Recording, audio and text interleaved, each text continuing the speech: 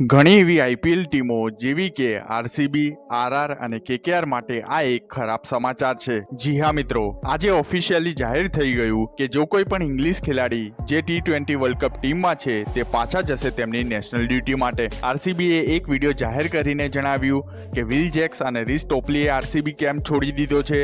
તેના પછી Jos Buttler પણ તેમના રાજસ્થાન રોયલ્સના કેમ્પને છોડીને ગયા છે।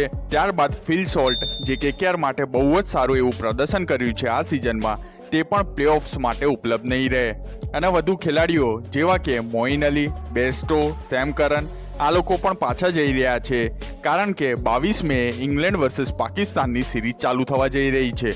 તો આ બધા ખેલાડીઓ ઉપલબ્ધ રહેશે તે સિરીઝ માટે।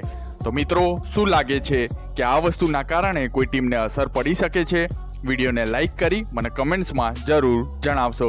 સાથે અમારી ચેનલને સબસ્ક્રાઇબ કરી લેજો, જેથી કરીને તમને ક્રિકેટના લગતા આવા સમાચાર મળતા રહે।